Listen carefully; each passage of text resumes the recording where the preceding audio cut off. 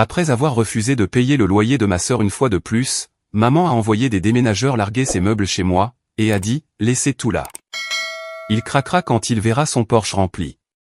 Mais je n'habitais plus là. La nouvelle propriétaire est sortie, a vérifié le bail, a tout fait enlever sur le champ. Et ce n'était même pas le pire. Le basilic commençait à pousser. Cela faisait 3 semaines que je l'avais planté, dans le petit pot en terre cuite sur le balcon de mon appartement. Et les feuilles étaient enfin assez grandes pour être cueillies. Je tenais la truelle de jardin de ma grand-mère bête dans ma main droite, et un arrosoir dans ma gauche. La matinée d'octobre était suffisamment fraîche, pour que le manche en métal de la truelle me paraisse froid. La truelle est plus vieille que moi. Le manche en bois a été poli, par 30 années passées dans la main de bête. Elle avait planté chaque fleur du jardin de l'ancienne maison, avec cette truelle. Elle avait planté des roses, des œillets d'Inde, et une rangée de basilic le long de la clôture, qui poussait si dru qu'on pouvait le sentir depuis le trottoir. Elle est morte il y a 8 ans. Le jour de mon déménagement, la truelle s'était retrouvée dans un carton étiqueté à donner. Ma meilleure amie, Ruth Anne, l'en a sorti, l'a brandie et m'a dit, tu ne vas pas donner la truelle de ta grand-mère.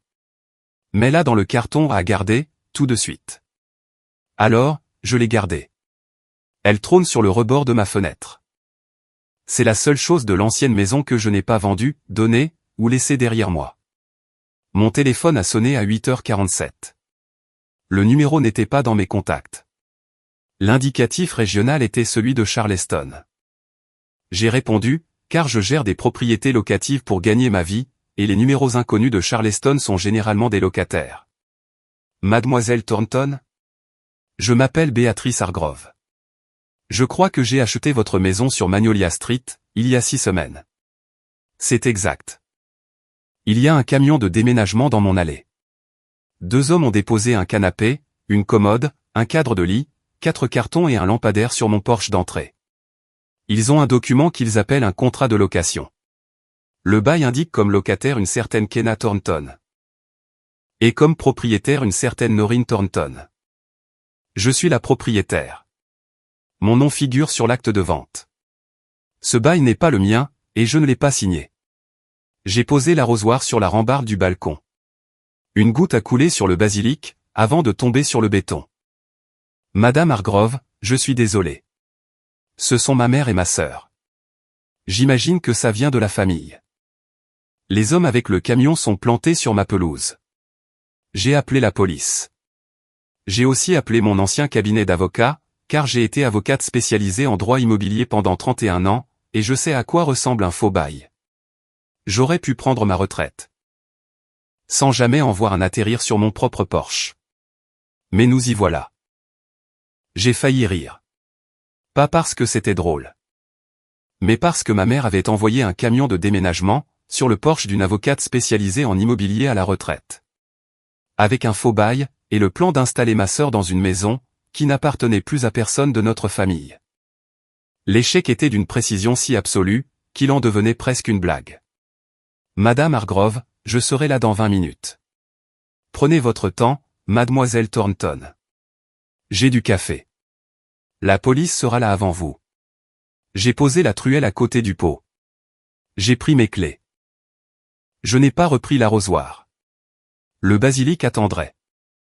Avant de vous parler du Porsche, je dois vous parler des 52 mois. Je m'appelle Sable. J'ai 33 ans. Je gère des portefeuilles de location résidentielle pour 3 propriétaires de Charleston.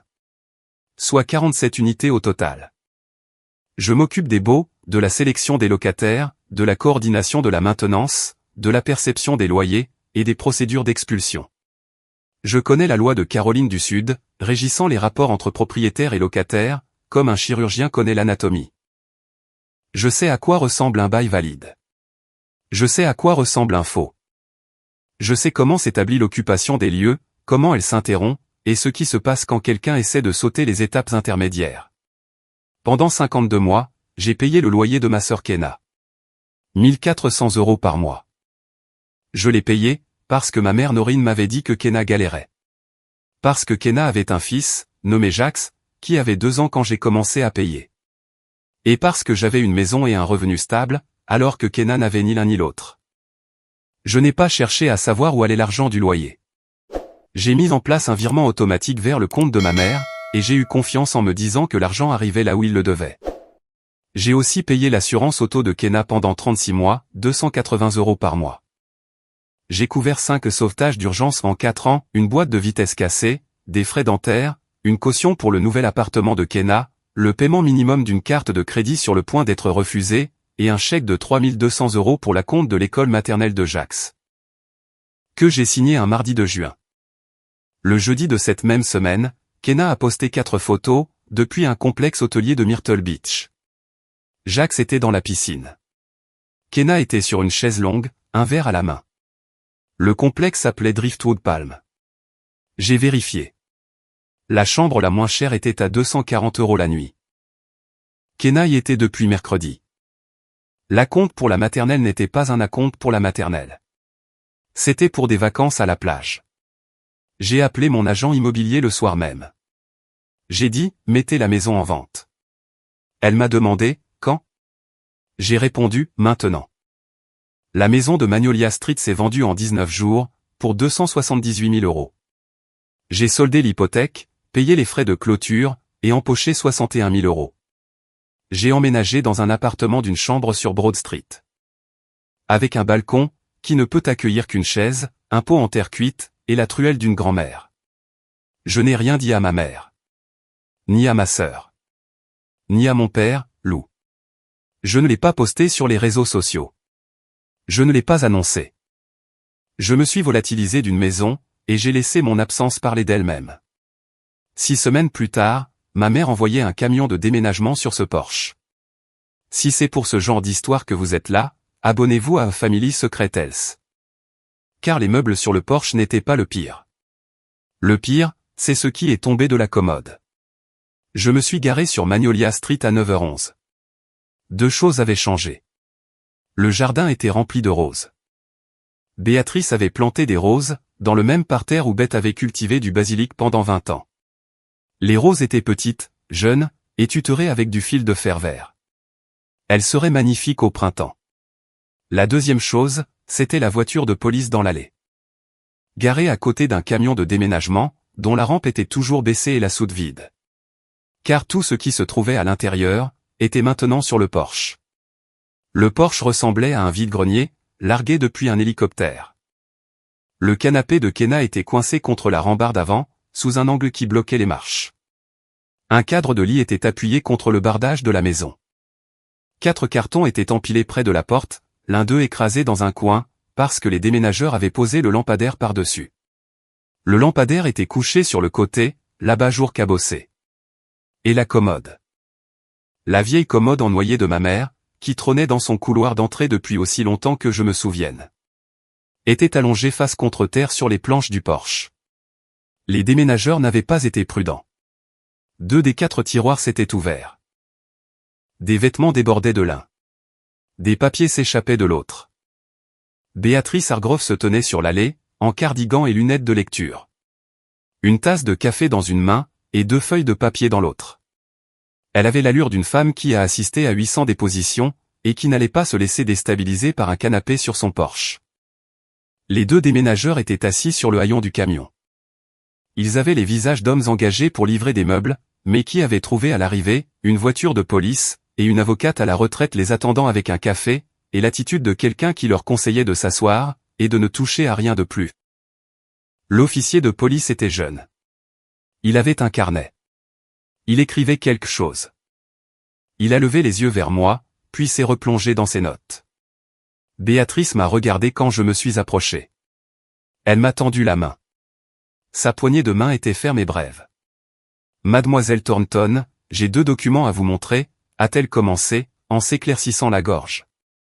Le premier est le bail que ces messieurs m'ont présenté, quand je leur ai demandé ce qu'ils faisaient sur mon Porsche. Le bail indique que votre sœur, Kenna Thornton, est la locataire, et que votre mère, Noreen Thornton, est la propriétaire. Votre mère n'est pas la propriétaire. C'est moi. Ce bail est un faux. J'ai déjà demandé à l'officier de rédiger une contravention pour décharge illégale. Ainsi qu'un rapport pour faux et usage de faux. La contravention est de 2 400 €. Le rapport pour fraude ira directement au procureur du comté. Elle a levé le deuxième morceau de papier. Le deuxième document est tombé de la commode de votre mère, quand le tiroir s'est ouvert sur le porche. Je l'ai ramassé, car je lis des documents juridiques depuis 31 ans. Et je reconnais une procuration de loin. Celle-ci porte votre nom. Votre numéro de sécurité sociale y figure. La signature en bas est censée être la vôtre. Est-ce le cas? J'ai regardé le document. La signature ressemblait à la mienne, comme une photocopie ressemble à l'original. Identique de loin. Fausse de près. Le tampon du notaire provenait d'un service que je n'avais jamais utilisé. Non, ce n'est pas ma signature. C'est bien ce que je pensais, a-t-elle répondu. Le tampon du notaire provient d'un service appelé QuickSign Express. Ce service a été fermé il y a 4 ans, pour avoir traité des documents sans vérifier l'identité des signataires. Je le sais, parce que mon cabinet s'est occupé du recours collectif. Je me tenais sur l'allée d'une maison dont j'avais été la propriétaire, et je regardais une procuration que je n'avais pas signée. Une procuration qui vivait dans une commode, que ma mère avait envoyée sur un porche, qui ne m'appartenait plus. Le soleil matinal éclairait les nouvelles roses de Béatrice. Et les roses n'en avaient que faire de tout ça. Une voisine, 2 maisons plus loin, était sortie sur son porche, et nous observait. Elle tenait une tasse à la main, mais ne buvait pas. Lundi, je me suis assise à la table de la cuisine, dans mon appartement sur Broad Street. J'ai allumé mon ordinateur, et j'ai tiré sur tous les fils que j'ai pu trouver. La procuration avait été utilisée. Il y a 7 ans, le mois même où j'avais conclu l'achat de la maison sur Magnolia Street, quelqu'un avait utilisé cette fausse procuration pour ouvrir une ligne de crédit sur valeur domiciliaire, ELOC, de 43 000 €, adossée à la propriété. Ma propriété. La ELOC avait été souscrite dans une banque, où je n'avais jamais mis les pieds. La signature était la même falsification que sur la procuration. 43 000 € empruntés sur une maison que je venais d'acheter, avec 48 000 € de mes propres économies, en guise d'apport. Ma mère avait utilisé l'achat de ma maison pour emprunter dessus, avant même que l'encre de mon prêt hypothécaire ne soit sèche. J'ai vérifié mon dossier de crédit. 3 cartes de crédit que je n'avais pas ouvertes. Une Visa, une Discover, une Capital One. Solde combiné, 27 000 €. La carte Capital One était en recouvrement. Toutes les 3 étaient liées à mon ancienne adresse sur Magnolia Street. Toutes les 3 avaient été ouvertes avec mon numéro de sécurité sociale, au cours des 5 dernières années. Les relevés de ces 3 cartes étaient envoyés à la maison de Magnolia Street, où ma mère avait accès. Car je lui avais donné une clé, il y a 3 ans, pour qu'elle puisse vérifier que tout allait bien, pendant mes voyages d'affaires.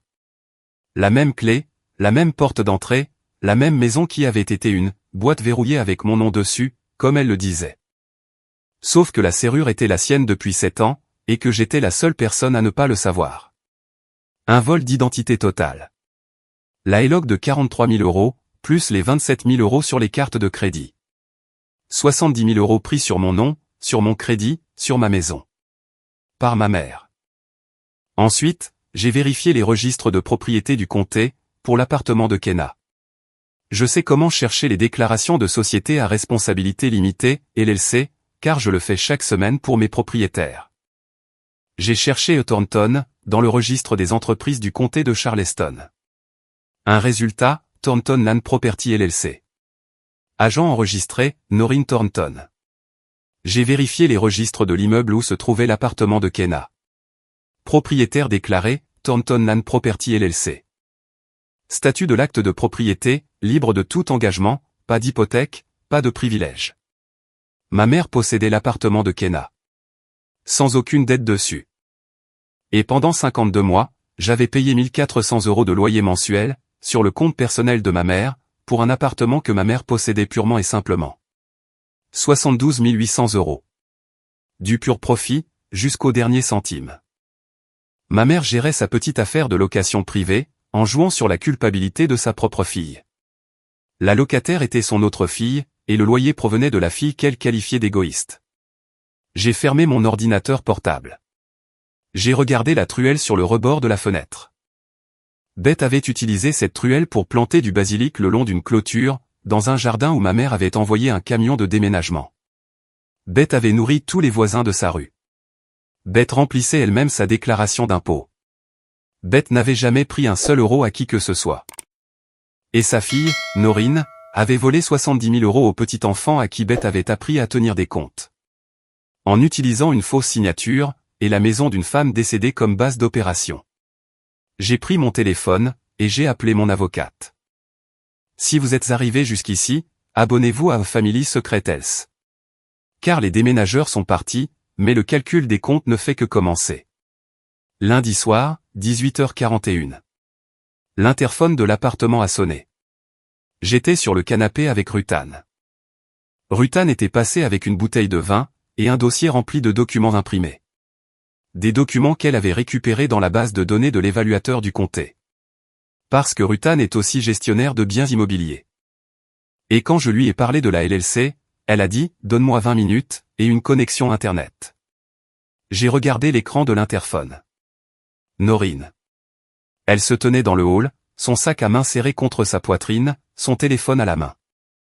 Sa mâchoire crispée, de cette façon qu'elle a quand elle a répété un discours pendant tout le trajet, et qu'elle est prête à le déclamer. Que quelqu'un ait accepté de l'écouter ou non. Je suis descendu. J'ai ouvert la porte du hall. Je ne l'ai pas invité à monter. Je me suis tenu dans l'embrasure de la porte, de la manière dont je me tiens dans les embrasures désormais, en occupant tout l'espace, sans laisser de place. Noreen portait le chemisier qu'elle met pour aller à l'église, et les ballerines qu'elle porte quand elle a conduit. Elle avait mis du rouge à lèvres, ce qui signifiait qu'elle s'était préparée pour cette visite, comme elle se prépare pour chaque représentation, de manière totale. Tu as vendu la maison. J'ai vendu la maison. Sans le dire à ta famille, ni à la mienne. Cette maison était la maison de Beth. Cette maison était la mienne. Mon nom sur l'acte de propriété, mon hypothèque, mes paiements, ma maison. Beth a construit ce jardin. Beth est morte, maman. Et tu as envoyé un camion de déménagement dans son jardin. La voix de Noreen a changé. Elle est passée de l'accusation, à cet endroit qui se trouve sous l'accusation. L'endroit où réside sa vraie voix. Celle qu'elle réserve aux cuisines, aux trajets en voiture, et aux coups de fil de fin de soirée, quand personne d'autre n'écoute. Sauf que cette fois, la voisine sur le palier du 2e étage écoutait, avec son panier à linge sur la hanche. Et Rutan était à l'étage sur mon canapé, avec les documents imprimés de l'évaluateur du comté. Tu as 33 ans, et tu vivais dans cette maison comme si c'était un musée dédié à ta propre personne. 3 chambres pour une seule personne. Même pas un chat. Pas même un homme qui reste après le petit déjeuner. Ta sœur a un enfant. Ta sœur a besoin d'espace. Pourquoi en avais-tu besoin? Toi? Pour t'asseoir dedans? Pour cirer des sols sur lesquels personne ne marche? Ta grand-mère Beth aurait honte de toi. Beth nourrissait chaque voisin de sa rue. Tu n'as même pas voulu nourrir ta propre sœur. Tu es la femme la plus égoïste que j'ai jamais élevée. Et je t'ai élevée dans une maison qui appartenait à une femme qui donnait tout à tout le monde. Et tu l'as transformée en un coffre-fort verrouillé, avec ton nom dessus. La voisine sur le palier avait posé son panier à linge. Elle se tenait très immobile. L'immeuble était silencieux. De la manière dont les immeubles sont silencieux, quand une seule voix fait tout le travail, et que toutes les autres voix ont décidé d'écouter. J'ai failli la laisser terminer. La laisser finir, fermer la porte, remonter à l'étage, me servir un verre de vin, et mettre fin à cette soirée. J'ai failli choisir le silence plutôt que les conséquences. Mais le dossier était derrière la porte. Et le dossier contenait 6 pages. 6 pages. C'est beaucoup de silence accumulé, qui attend depuis très longtemps, de cesser d'être silencieux. J'ai tendu le bras derrière la porte, et j'ai pris le dossier en papier craft. La vente de la maison a été conclue il y a 6 semaines, maman. Béatrice a trouvé ta commode. La procuration qui se trouvait à l'intérieur porte ma signature, et je ne l'ai pas signée. 25 mots. La bouche de Noreen s'est fermée. Sa mâchoire, qui dirigeait son visage depuis 33 ans, s'est arrêtée. Ses yeux se sont posés sur le dossier, et y sont restés. De la manière dont les yeux fixent les choses qu'ils ne veulent pas voir réelles. Ses mains se sont agrippées aux lanières de son sac à main, et se sont crispées jusqu'à ce que ses jointures blanchissent. Ses épaules se sont affaissées d'un demi-centimètre. Puis d'un autre demi-centimètre. Son corps tout entier a semblé perdre 3 centimètres de hauteur. Comme un bâtiment qui s'enfonce sur de mauvaises fondations. Elle paraissait plus petite, debout dans mon hall, qu'elle n'avait jamais paru debout dans ma cuisine. Parce que ma cuisine avait été la sienne pendant 7 ans, sans que je le sache. Mais ce hall n'était pas à elle, et ne le serait jamais. J'ai tendu le dossier. La page 1 est la fausse procuration avec mon numéro de sécurité sociale. La page 2 est la ligne de crédit, ELOC, de 43 000 €, prise sur ma maison en utilisant cette contrefaçon. La page 3 est le rapport de crédit, montrant 3 cartes que je n'ai jamais ouvertes. Avec 27 000 € de soldes impayés. La page 4 est l'enregistrement de l'entreprise Thornton Land Property, montrant que tu es propriétaire de l'appartement de Kenna, libre de toute dette. La page 5 est l'historique Zelle montrant 52 mois de paiement de loyer. De mon compte vers le tien. Pour une propriété que tu possèdes sans hypothèque.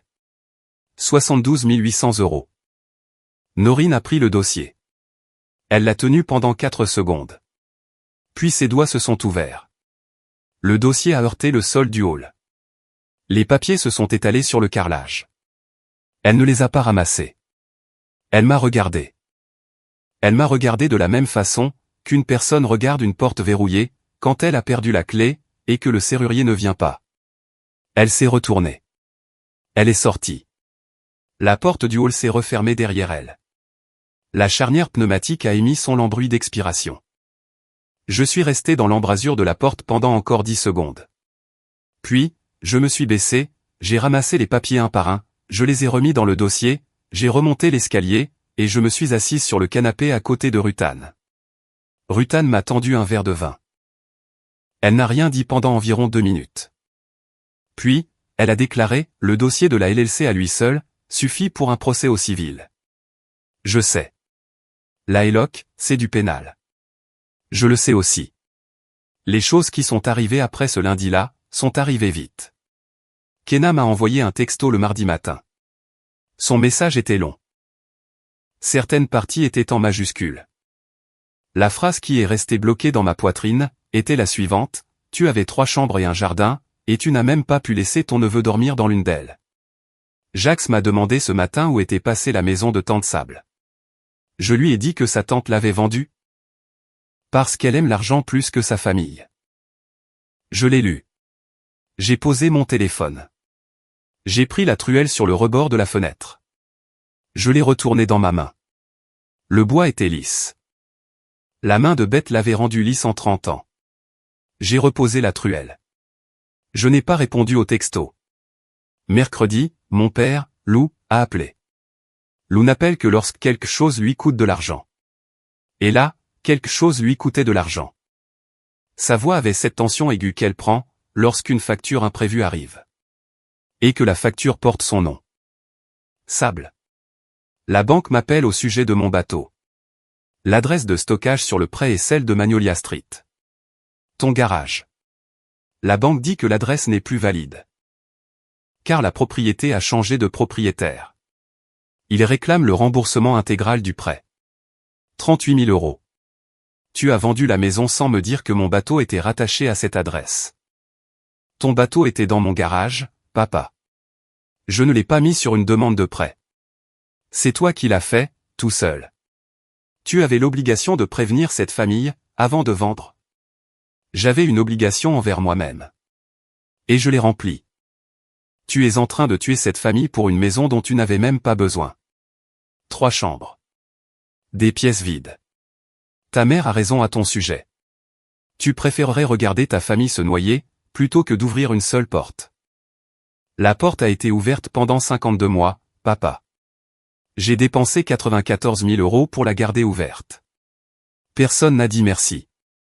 Personne n'a prononcé mon nom. Et maman a falsifié ma signature pendant tout ce temps. Lou est resté silencieux pendant 6 secondes. La ligne téléphonique n'était pas coupée. Je pouvais l'entendre respirer. Sa respiration avait le rythme d'un homme qui est à court d'arguments, et qui se tient dans l'espace vide, où le prochain argument était censé se trouver. Puis il a raccroché. Pas doucement.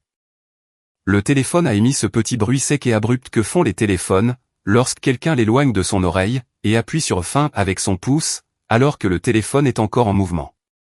Son bateau a été saisi, dans le box de stockage où il l'avait transféré.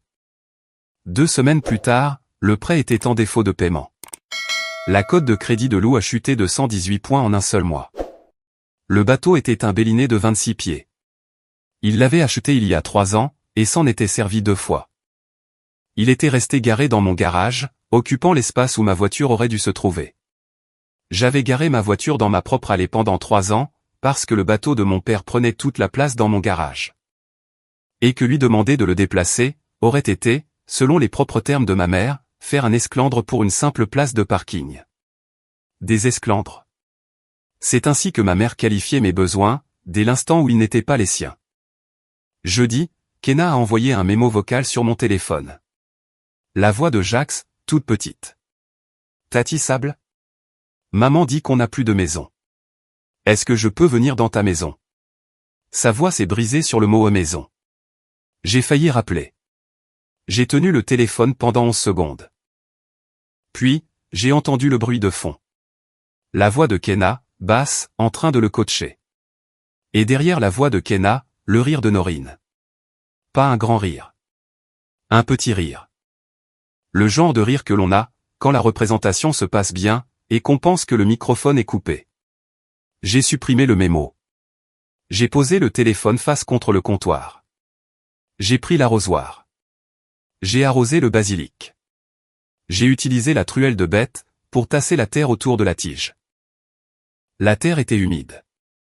Le basilic poussait. Je n'ai pas rappelé. Les 3 semaines suivantes se sont déroulées au rythme des conséquences, c'est-à-dire une par une, dans l'ordre, et sans demander d'autorisation. Le rapport de police de Béatrice a entraîné une amende de 2 400 € pour décharge illégale, à l'encontre de Noreen. La contravention a été envoyée à l'adresse de Noreen, sur Pine Ridge Road. Noreen l'a ouverte à la table de sa cuisine, un mardi matin. Elle l'a lue 2 fois. Elle l'a posée sur le comptoir, à côté de la cafetière. Elle ne l'a pas payée. Le signalement pour fraude documentaire a été transmis au procureur du comté de Charleston, la même semaine. Le procureur a ouvert un dossier préliminaire. Le faux bail, désignant Noreen comme propriétaire d'une maison qu'elle ne possédait pas, a été joint comme pièce à conviction numéro 1. La fausse procuration a été jointe comme pièce à conviction numéro 2. Les images de la caméra piéton de l'agent de police sur le porche, montrant la commode sur le flanc, les papiers éparpillés, et Béatrice tenant la procuration dans sa main, ont été jointes comme pièce à conviction numéro 3. Mon avocate a déposé un rapport pour usurpation d'identité, auprès de la Commission fédérale du commerce, FTC, et des 3 agences d'évaluation du crédit.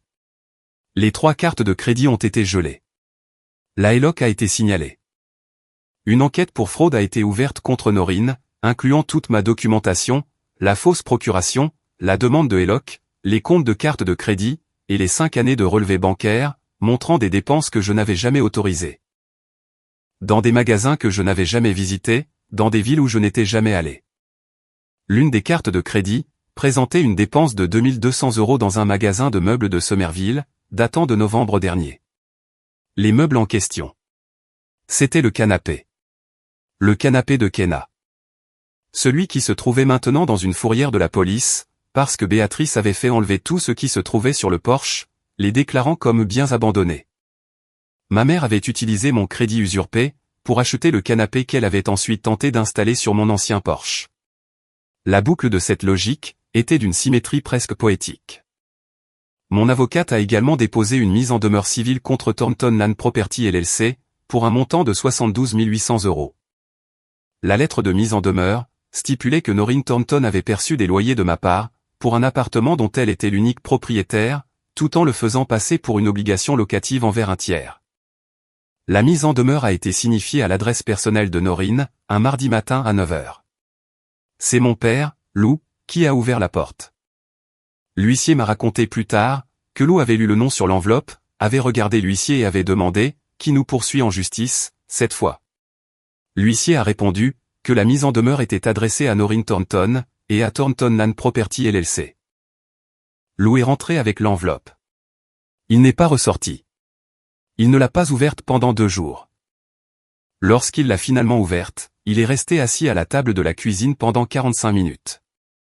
Il a lu 6 pages de jargon juridique net et précis, décrivant comment sa femme avait fait payer un loyer à leur fille aînée, pour une propriété qui leur appartenait de plein droit. Tout en volant simultanément l'identité de cette même fille, pour emprunter 70 000 € sur la maison que cet argent du loyer était censé justifier. La discussion de groupe familial comptait 29 membres. Un mercredi soir, 3 jours après la signification de la mise en demeure, j'ai publié une seule phrase. Maman utilise mon numéro de sécurité sociale depuis 7 ans. La fausse procuration est désormais entre les mains du procureur du comté de Charleston. Le rapport de police est du domaine public. J'ai joint le numéro de l'affaire. Je n'ai pas joint les documents. Domaine public signifie que n'importe qui avec le numéro de l'affaire peut consulter le dossier au palais de justice. Jeudi soir, 14 personnes avaient quitté le groupe. La sœur de Noreen est partie la première. Elle n'a pas laissé de message. Elle est juste partie. Ensuite, 2 cousins. Puis, le frère de Lou, qui avait prêté 3 000 € à Noreen à Noël dernier pour des frais médicaux. Ensuite, Kenna. Elle a quitté le groupe à 23h47, après avoir posté un seul message, « Cette famille est brisée, parce qu'une seule personne a décidé qu'elle comptait plus que tous les autres. » Personne n'a répondu au message de Kenna. Le message est resté au fond de la discussion, comme une pierre au fond d'une piscine. 15 personnes sont restées. Aucune d'elles n'a pris la parole. La meilleure amie de Noreen depuis 22 ans, une femme nommée Harriet, qui travaillait dans la même boutique caritative de l'église où Noreen était bénévole tous les 2 samedis depuis 15 ans, a appelé Noreen le vendredi après-midi. L'appel a duré 4 minutes. Harriet a expliqué qu'elle avait entendu parler de l'affaire de fraude par son mari, qui travaillait comme greffier au tribunal. Harriet a demandé si c'était vrai. Noreen a répondu que c'était un malentendu. Noreen a ajouté que Sable avait toujours été difficile. Que Sable avait toujours été jalouse de Kenna. Et Noreen a conclu par « Tu sais comment elle est ». Harriet est restée silencieuse pendant un long moment. Puis elle a déclaré « Noreen, une procuration portant la signature de quelqu'un d'autre n'est pas un malentendu. Ce n'est pas être difficile. Ce n'est pas de la jalousie. C'est un crime. Je te connais depuis 22 ans. Et je choisis de croire que tu ne savais pas ce que tu faisais. Mais je ne peux pas choisir de rester dans ta vie, pendant que le procureur essaie de déterminer si tu le savais ou non. Je te souhaite bonne chance. » Harriet n'a pas rappelé. Le nom d'Harriet a disparu de la liste des bénévoles de la boutique caritative de l'église, le lundi suivant. Le samedi d'après, Noreen s'est présentée à la boutique à 8 heures, comme d'habitude. Le poste d'Harriet était occupé par une femme que Noreen n'avait jamais vue. La directrice a informé Noreen que son statut de bénévole était suspendu, dans l'attente de la résolution de ses problèmes juridiques. Noreen est restée dans l'encadrement de la porte de la friperie, pendant environ 15 secondes. Puis, elle a fait demi-tour et est retournée à sa voiture, sur le parking de l'église. Elle est restée assise dans la voiture pendant 20 minutes. Elle n'a pas démarré le moteur pendant les 11 premières minutes. À la fin de la 3e semaine, Kenna vivait chez Noreen. Elle avait perdu l'appartement, parce que la LLC faisait l'objet d'une enquête, et que Noreen avait gelé toutes les opérations sur les conseils de son avocat. L'appartement était vide, les lumières éteintes, avec un avis du comté scotché sur la porte d'entrée. Jax dormait sur un matelas gonflable dans le salon de Noreen. L'assurance automobile de Kenna, que j'avais payée pendant 36 mois, avait expiré. Elle s'est fait arrêter sur l'autoroute 17, un mercredi matin. L'amende s'élevait à 470 €. Son permis a été suspendu dans l'attente d'une preuve d'assurance. Kenna a appelé Noreen. Les comptes de Noreen étaient bloqués. Kenna a appelé Lou. Le crédit de Lou était ruiné. Kenna s'est retrouvée assise sur le siège passager de la voiture de Noreen, sur le parking du département des véhicules motorisés, pendant 45 minutes, pendant que Noreen est entrée à l'intérieur. Et elle en est ressortie, avec des papiers qui nécessitaient 10 à 14 jours ouvrables pour être traités.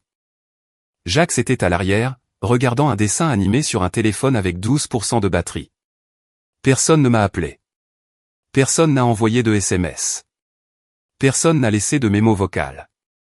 Le pipeline qui avait traversé mon compte en banque pendant 52 mois, était à sec. Et la famille qui s'en était servie comme d'un robinet inépuisable, n'avait aucune idée d'où viendrait la prochaine goutte d'eau. Parce qu'il n'y avait jamais eu d'autre robinet.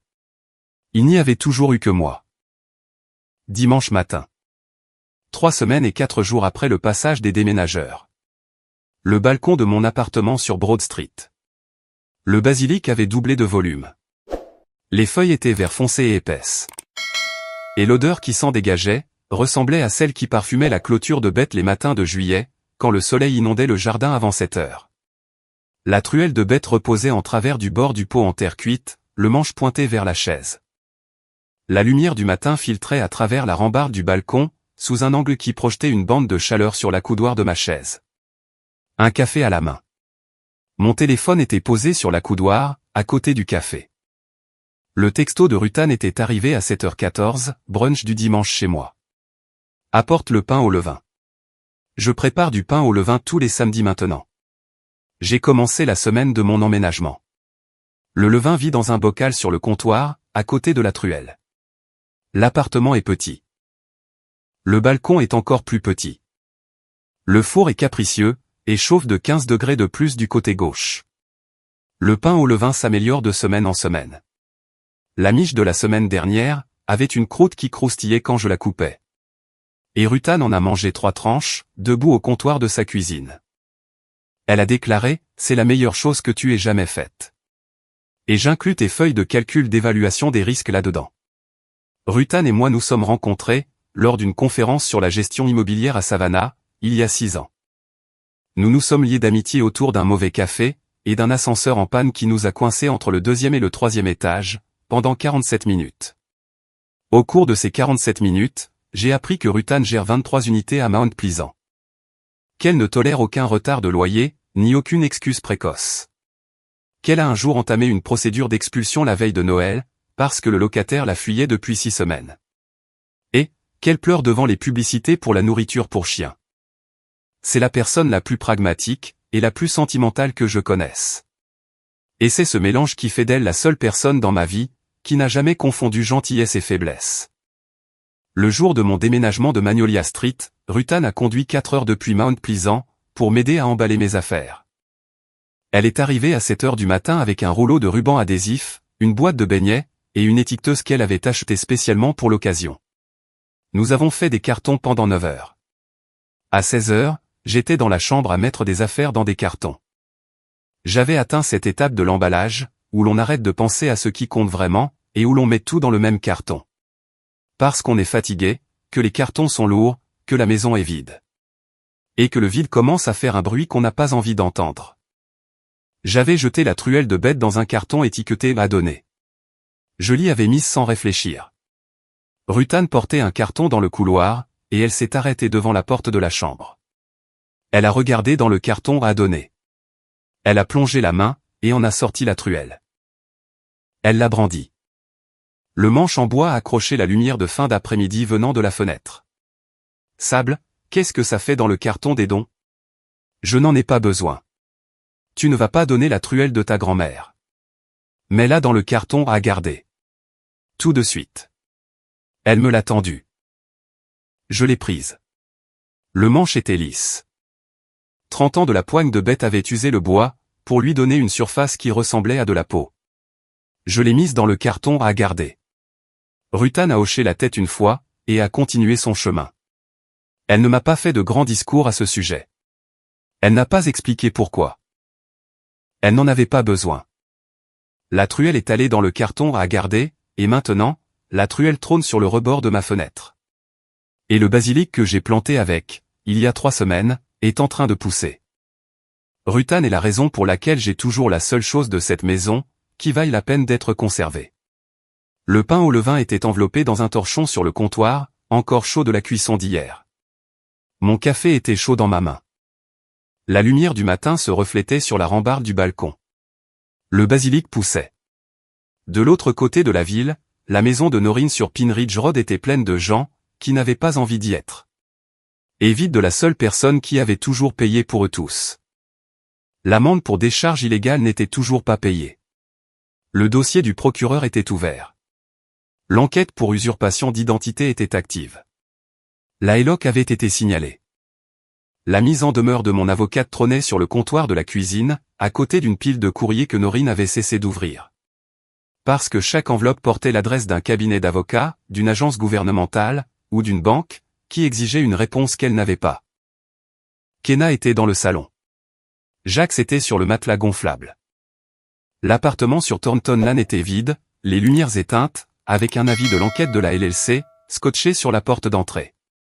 Le bateau de Lou n'était plus là. Le crédit de Lou était détruit. Lou dormait dans la chambre d'amis, car Noreen et lui avaient cessé de parler d'argent. Et quand on arrête de parler d'argent, dans une maison où cet argent a été volé, on arrête de parler de tout le reste. Sur Magnolia Street, Béatrice Hargrove était dans le jardin. Elle plantait une deuxième rangée de roses le long de la clôture, là où le basilic de Beth avait poussé pendant 20 ans. Elle utilisait sa propre truelle. Elle était neuve. Ce n'était pas celle de Beth. Mais les roses étaient plantées dans la même terre, et la terre ne se souciait pas de savoir quelle main tenait le manche. La terre faisait simplement pousser ce qui y était planté. Sur mon balcon, le basilic poussait. La truelle reposait en travers du bord du pot.